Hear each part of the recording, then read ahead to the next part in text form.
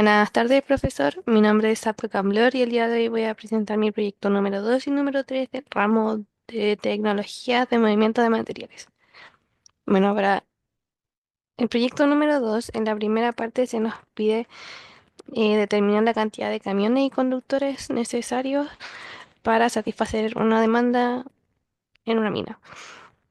Lo primero que yo hice fue seleccionar un camión, en este caso el Caterpillar 797F, en donde, de acuerdo a la demanda que nos daban, pude suponer que se trataba de una mina a rajo. Entonces, elegí este camión que tiene una capacidad de 363 toneladas. Y aquí hay otras dimensiones, o sea, especificaciones técnicas del camión. Bueno, yo específicamente modifiqué el esquema original que había en el enunciado de los turnos, ya que quería respetar las 40 horas por ley, que no lo respetaba. Así que agregué un turno extra, teniendo A, B y C de 8 horas cada uno. Y todo esto bajo un esquema 4x4. Por otro lado, no nos daban una demanda mínima. Entonces yo establecí como referencia 200, o sea, 1250 toneladas por hora para que a la hora de graficar mi demanda, eh, la, la hora en donde la demanda era mínima no estuviera en cero. Ya. Al graficar la curva de demanda y las dimensiones del camión, nos dan dos campanas, donde tenemos aquí las dos demandas más altas, y de acuerdo a las dimensiones del camión, me dieron que estos son los camiones necesarios que hay que tener trabajando conjuntamente de acuerdo a la hora. Y aquí como podemos ver la demanda máxima que son 3000 toneladas, la cumplimos, esta hora es las 4 de la tarde, las cumplimos con 4 camiones. Acá, perdón, con 9 camiones. Allí. Y así con el resto de horas y con el resto de demandas durante el día. Aquí, para los conductores necesarios por turno, a mí me dio que para el turno A, que es un turno que va de las 6 a.m. a las 2 p.m., necesitamos 14 conductores. Para el turno B, de 2 p.m. a 10 p.m., 13 conductores. Y del turno C, que es de 10 p.m. a 6 p.m., 8 conductores. Aquí podemos ver eh, los conductores necesarios y los camiones necesarios por hora, dependiendo de el movimiento del material a esa hora. Y aquí una parte importante es que yo consideré una dotación disponible de 40 personas para todos los turnos en total. Y me dio como resultado que conductores requeridos para cubrir todos los turnos son 35. O sea que yo necesito 35 conductores para tener la mina funcionando y cubrir las demandas a todas las horas. Pero yo cumplo o sea, yo tengo una dotación disponible total de 40 personas. Entonces, en resumen, para poder satisfacer la demanda máxima en la mina, se necesita una operación simultánea de 9 camiones durante las horas pico. Y aunque 9 camiones son suficientes para la operación diaria y satisfacen en la hora donde hay máxima demanda, yo voy a considerar camiones adicionales como respaldo para enfrentar posibles fallas mecánicas o retrasos para poder tener una operación continua sin interrupciones. Así que en total de camiones voy a asignar 11, pero necesarios para satisfacer la demanda solo son 9. Y por otro lado, para los trabajadores, tenemos que cubrir 3 turnos de 8 horas bajo un esquema 4x4, en donde en total solo se necesitan 35 conductores. Pero como mi dotación total es de 40, se satisface perfectamente y es adecuada para poder asegurar la operación sin interrupciones.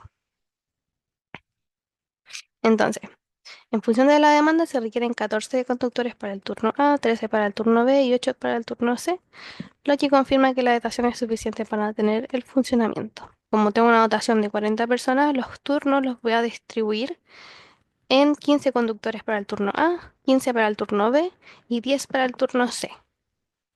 Y así tenemos la dotación completa de los 40 conductores.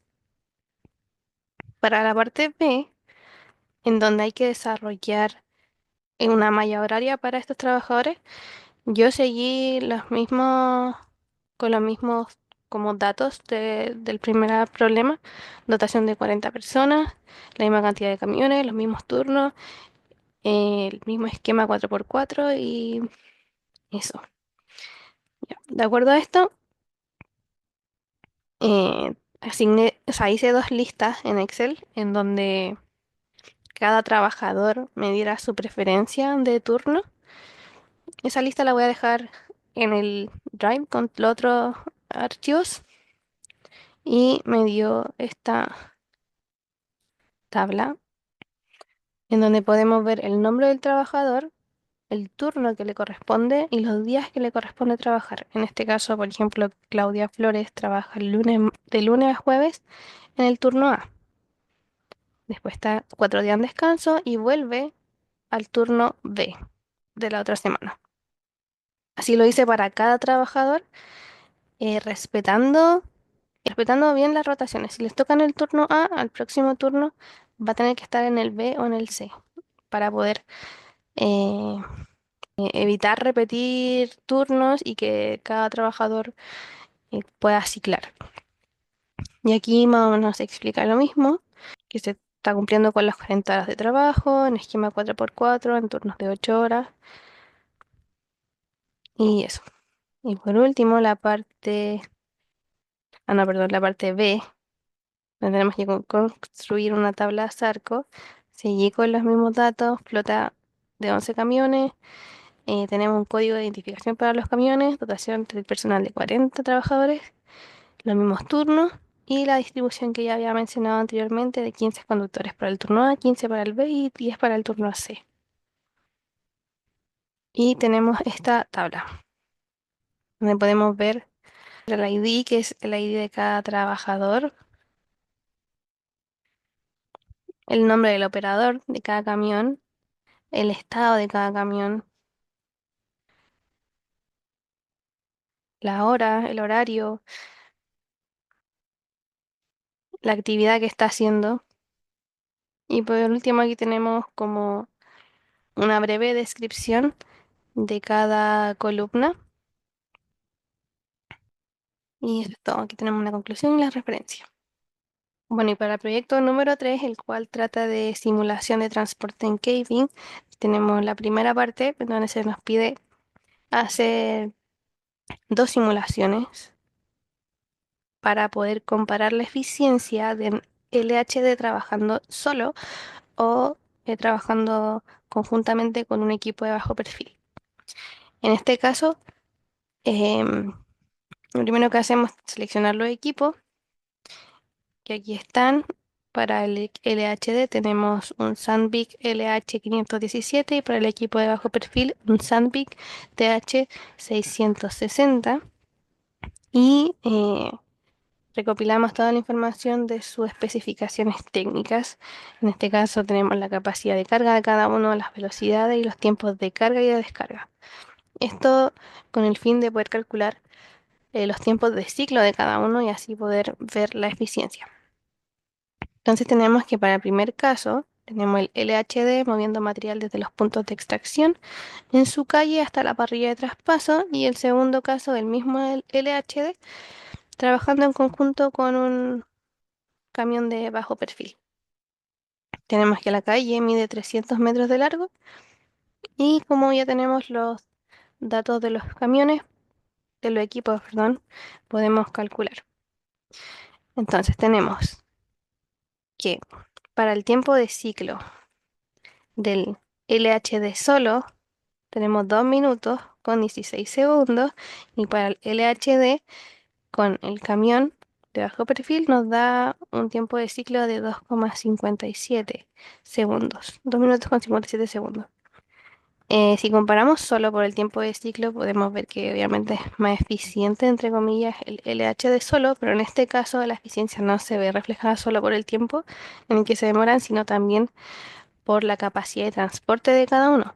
En este caso podemos ver que el LHD solo transporta 17 toneladas, mientras que el LHD más el camión transporta 60 toneladas. Entonces, bajo este contexto de que la eficiencia se mide por el tiempo y la capacidad de los equipos, podemos ver aquí que sí, el LHD más el camión es mucho más eficiente ya que puede transportar 23 toneladas aproximadamente por minuto en comparación con el LHD solo que solo puede transportar casi 8 toneladas por minuto. Y el bonus de este proyecto, que era modelar el aculatamiento de un camión junto a una pala de cable en un rajo y compararlo con la eficiencia si éste se estacionara de frente. Ponemos supuestos para el camión y para la pala, en donde tenemos para el camión el tiempo de maniobra de aculatamiento y el tiempo de estacionarse de frente, el tiempo de carga, la capacidad en radio de giro que tiene y la dimensión de su longitud. Y para los supuestos de la pala, tenemos el tiempo de ciclo de carga, el ángulo de alcance, el ángulo y el alcance del brazo, la capacidad de carga por palada. Y tenemos otros datos para el camión, como la distancia y el ángulo de alineación, que no tenemos para el aculatamiento, que son de aproximadamente 12 metros, y estacionarse de frente. Tenemos el tiempo promedio de giro y ajuste de posición para aculatarse y para estacionarse de frente, y el tiempo de maniobra de salida para cuando nos aculatamos o si salimos de frente. De acuerdo a todos estos datos, hacemos lo mismo, simulamos y tenemos estos resultados. Entonces, comparando la eficiencia del camión en modo de aculatamiento y estacionarse de frente junto a una pala de cable, tenemos que los tiempos por ciclo para aculatarse son de 2 minutos 50 y estacionarse de frente son de 2 minutos 25. Entonces, aquí podemos ver que estacionarse de frente es mucho más eficiente que aculatarse, pero sinceramente yo no estoy como satisfecha con esos resultados ya que el escenario es muy ideal, por así decirlo, que como aquí lo explico, eh, se consideran otros factores importantes que influyen mucho en la decisión, como la seguridad, ya que aculatarse mejora la seguridad al permitir una salida más controlada y con mejor visibilidad, lo que reduce el riesgo de accidentes.